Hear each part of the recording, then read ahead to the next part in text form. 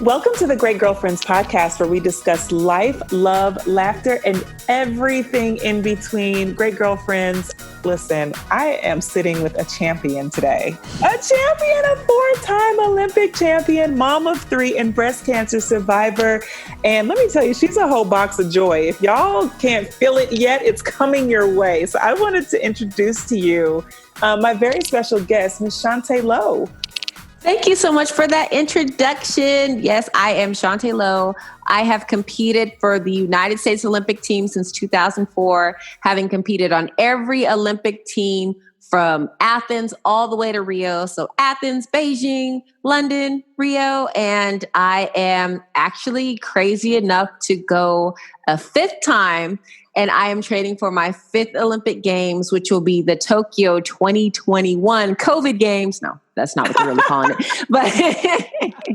But they should. That's right. And we've all been like, how are they going to do that? Like, how is that going to work? And I'm sure you're like, how are they going to do that?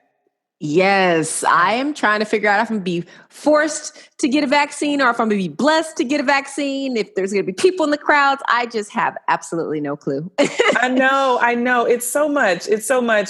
All of it's so much. And this has been, as everyone said, 2020 has been the longest decade ever, right? So this is like, I mean, could we pack more into 1 year? Anything else? It's like, oh my God. I hope not. I think like the news has just been so bad that everybody is hoping that like, let's just stop. Let's just be on chill mode. Let's get Christmas started. It's always a good time with fond memories. And let's just skip right over this 2020 vision year that we were all expecting. I know. I think what today, in 2020, we just wiped the lenses a bit more. You know how you have to take your knuckles and you twist over the, I think that's what happened. Yes. So wait, Chaunte, so let me understand. So we're training and we're virtual homeschooling and we're promoting breast cancer awareness through this cancer screening week that's taking place. And we're smiling because when I say she's a joy box, Great Girlfriends, like she's bursting. It's like a starburst. It's insane. We're doing all of that at once. We are like, I am all for perseverance, not giving up. But I'm telling you, the second day of homeschool with my kids, and they were on different schedules and like running around the house, I sent them to school. So I quit. I am a professed quitter. You have to know what you do well, right? One thing I've learned in 2020, I was like, okay, so I don't necessarily cook well every day. So I'm not doing that. So I'm going to order. Like you just have to figure it out, right? And how old are your children? So they are 7, 9, and 13. And like we completely, we didn't just willy-nilly send them to school. My husband changed his career. He worked at the private school that they attend. So he's there making sure that they put on their mask. He literally walks by their class and say, look, put on your mask. Your mother needs us. So yeah. Love it. Oh, shout out to dads, all the dads that are working in the hustle too to make this thing like go round, because it's a village. It really, truly is, to keep us all together. But most importantly, you have an incredible story, Chaunte, because as you mentioned, you are a four-time Olympic champion. So you've been in the last 4 games, and now you're going to come in and bring that 5th championship. We're just claiming it now. That's how we're going to do it. And you've been training, and I know that you've battled with breast cancer.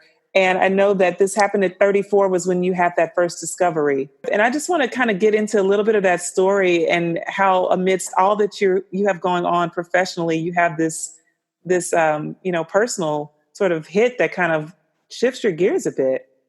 Yeah, the diagnosis is still fresh. I just finished my last surgery about 4 weeks ago, but it was finding the lump on my own. So I'm 36 now. This happened probably 2 years ago, and literally just doing self-breast exams because I had a friend who was diagnosed with stage 0 breast cancer. So I was like, maybe this is something I should be doing. And I went in for that first that first exam by myself to get screened.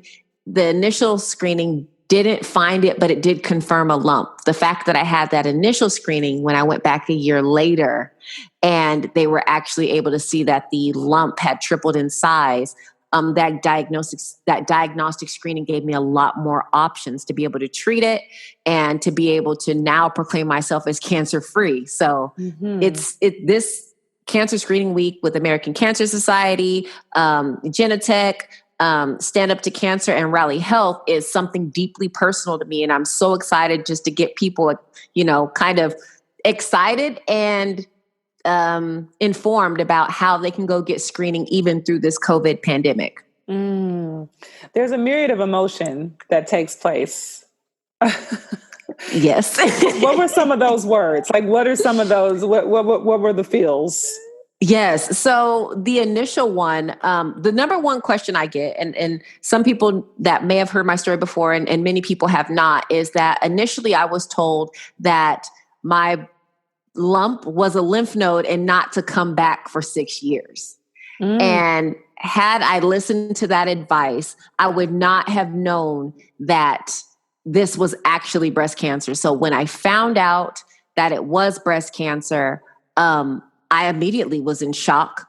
I was saying goodbye to my husband and my kids, and I was apologizing to him. We had so many babies and I was about to be out. That's what I thought, And so I was definitely devastated. But then that fight inside of me. And then when I started learning about the different statistics, particularly when it comes to African-American women, that I was primed and set as a risk factor for this particular type of breast cancer, which is triple negative breast cancer, a high, fast growing, very aggressive form of breast cancer that impacts primarily African-American women under the age of 40.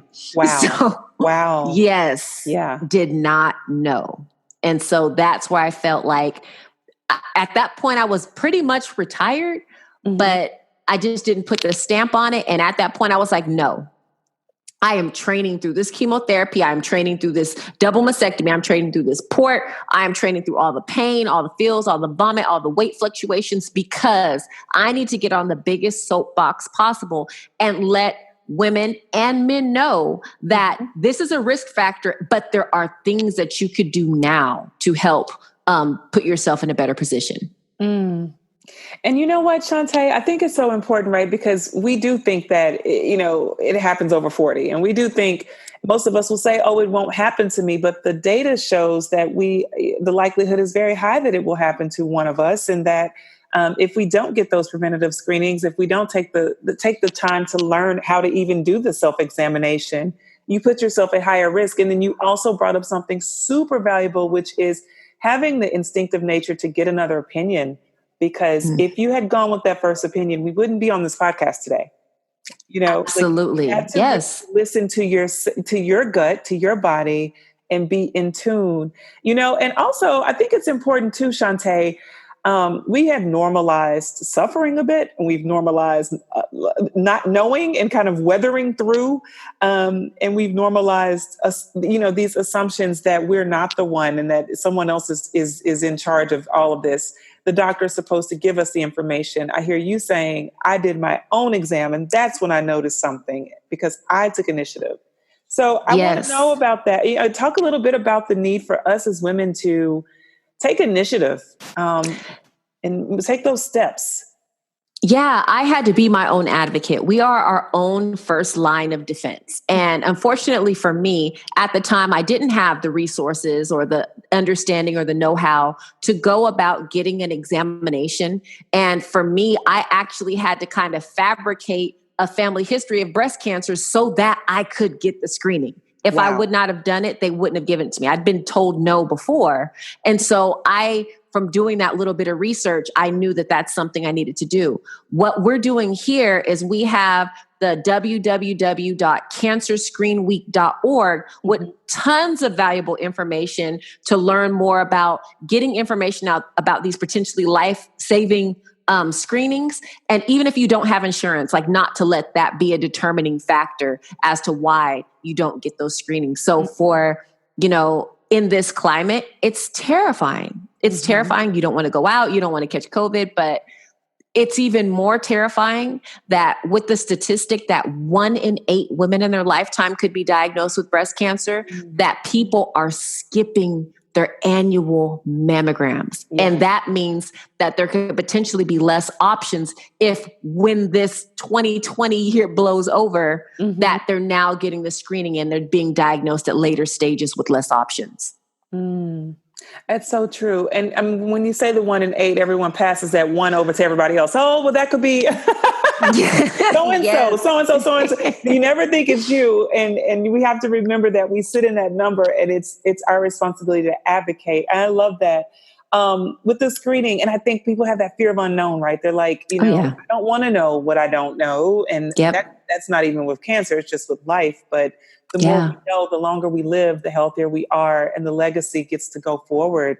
And I'm hearing you say the conversation that you had with your family, you're able to reverse that conversation and say, actually, hubby, actually, kids, false alarm, I'm going to be around. We're going to have a lot more years to share. That's right. So go clean your room. Yes. I love that. That's crucial. So that's so crucial. And I even want to talk to you about that double mastectomy, because that's a big decision. Big decision. I've only heard of one other woman doing it. It was one of the Real Housewives some years ago. I overheard a conversation about a woman who made a preventative decision to go ahead and have the double mastectomy. Was that an essential? Was it just you wanting to really get ahead of any other future diagnoses, or what was the decision there? Yeah. So the first one I had ever heard of was Angelina Jolie, actually. Oh, yes, you're right. Yep. And she preemptively did it because of her mother's history. So she had a hormonal predisposition to cancer, but she made it so elegant and so beautiful. And she pointed out that it was something that she did for her kids. So I think just knowing her story and being a huge fan of hers, even at a very young age, watching her in Tomb Raider kicking butt, like that's the type of girl that I know. and like just seeing that, it had already planted the seed. So for me, because of her story, it was a very easy and obvious decision, because I loved my kids so much that I was willing to make that sacrifice for them. And look, I am a very positive person, so I was gonna make the best of it. I went up a couple sizes, got things rounded out. So I definitely, made it a positive in a very dark time. And that's the way I decided to go about it. I love it. So I love the fact that we have come to the other side. Now we're talking about you as an overcomer and an advocate and a rallier. If you had one message for every great girlfriend from around the world that's listening, what do you want her to know today? I would say know you're normal, and then know the resources that you have available to you. It's important for you to do your own research about your risk factors. If you're African American, what risk factors are associated to your race? And not only just for breast cancer, African Americans lead in several different types of cancers that are out right now. So we have to know our own body. Nobody knows your body like you, and know what your options are. And so this week, Cancer Screening Week, which is taking place December 7th through 11th, is a time of awareness, and it's a time for us to raise that microphone loud, and for women like you who have overcome. Oh my God! Like, I don't even understand it, Chaunte. I'm just gonna say, I don't even get it. I have 2 kids, and I struggle with running every day. And you're a 4-time Olympic champion. Athleticism, I'm sure, has brought about a lot of discipline for you, and that probably has helped you to regiment yourself, even with foods and other things that help to contribute to your overall health picture, right? Absolutely. My world is completely turned upside down. I'm a new person, but the fundamental lessons that I learned as an athlete are taking me through this moment. And it's also empowered me to be able to help other people. So I've been motivational speaking at companies, organizations, groups, and just really taking those lessons that I've learned and imparting them on other people to help them get through this. Because the COVID pandemic and what people are suffering through right now is very similar to what you go through as a breast cancer patient. And so being able to take those skills and help people cope, because it's definitely a difficult time, but on the other side of this, we could come out better people because we are all in this together. And I am just spreading that hope and positivity anywhere that I can get my hands on a microphone. I love that. I love that. I love that. So important, that hope and positivity.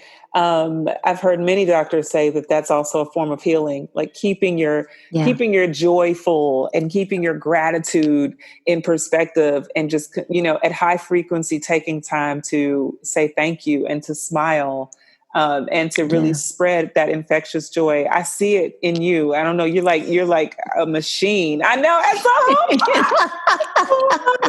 But you really do have that. And I bet that has been a big, big piece of how you have been able to be resilient.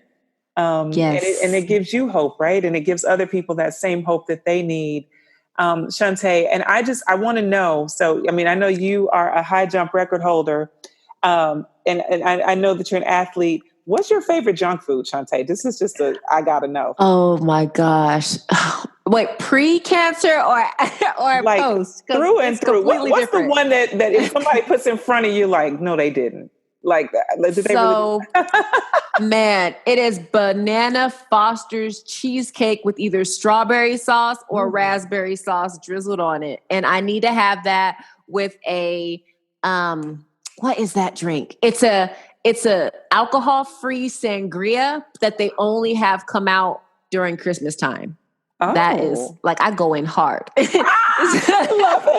love it. That dessert sounds incredible. It's amazing. Amazing. Yes. Okay. It's very fattening, like 7,000 calories. No sleep. I love it. And then what's your favorite superfood? What's your absolute favorite? Like, I eat this and I go strong. What's that one? Okay. So I go through phases because I burn stuff out. So right now I am on broccoli. Like, I have made this broccoli pizza on a cauliflower crust with non-dairy Parmesan cheese and black olives with sugar-free marinara sauce and red onions. It is so good. So right now it's broccoli and broccoli sprouts. They have a I won't go into that. You have to do your research on why I would eat broccoli sprouts. Okay. Definitely. There's some research there supporting that it's good for people who do not want cancer or who have been fighting cancer. Good stuff. Good stuff. So next up is Cooking with Chaunte. That's the next show. I've become a better cook since all this has happened because I do not turn up at anybody's drive-through fast food lane. So I have forced myself to be able to cook. Yeah. Oh, that's good stuff. But isn't it good that you're able to take some things into your own hands? And with that, you get to control the narrative and you get to teach your minis how to be better advocates for themselves by eating healthy and doing what's good at the table. Yes, they love green stuff now, which before it was like a total no. And I've seen them turn away sugar, which I'm like, yes, I never could do that at your age. Yeah, right. Oh, that's so awesome. Chaunte, for all the people that are interested in following you and want to learn more about what you're doing and how to support Cancer Screening Week, where can they find you? So definitely make sure that you get a chance to check out the www.cancerscreenweek.org. That's definitely a lot of valuable information on there pertaining to how they can get screening or how they could be connected with this cause. And then if you want to reach out to me personally, I am on Instagram. Hit me up. It's just my first and my last name, at Chaunte Lowe. And I'm doing all types of crazy stuff with Peloton, high jumping, cooking, talking trash, talking inspiration, and And that's where you can find me. Perfect. Thank you so much, Chaunte. I want to remind all of you that, like Chaunte has given us, is key takeaways: be your own advocate, stand up for your own health story, create your own legacy, and empower yourself to do the right thing, learning how to do self-checks, creating more awareness in your great girlfriend circle, remembering to power your great girlfriends with the right kind of information, which is doing research with healthy advocates and other materials and articles that are resourceful to all of us, and making sure that we keep athleticism at the front of all that we do, because that discipline is what helps to really forge us forward through difficult times, alongside being joy boxes and starburst and infectious people with lots of love to offer the world. So Chaunte, I want to thank you for being here today. Thank you so much. I just feel so blessed by your energy. It has just been everything I needed to close out today's recording. And I'm so excited, great girlfriends, when you get your cancer screening, just screenshot, say, yes, I'm doing it, and send Chaunte a message on Instagram to let her know that this message has penetrated, and let's spread the word. Let's make sure we save some lives along the way. Thank you so much for having me. Great girlfriends, did you enjoy this week's episode of the podcast? If so, would you please give us your amazing review on iTunes? Every single review helps another great girlfriend get plugged into the podcast, into the community. Speaking of community, make sure you join our Facebook group, The Great Girlfriends. You follow us on Instagram at The Great Girlfriends and on Twitter at @the_greatGFS. Last but not least, we'd like to thank my amazing husband, Kwaku, Sam and Dilly, and all of you for being a part of the global community that makes us so strong. Please remember to share with your friends, keep listening, and keep being a great girlfriend. I'm Sybil Amuti, and I'm out. Peace.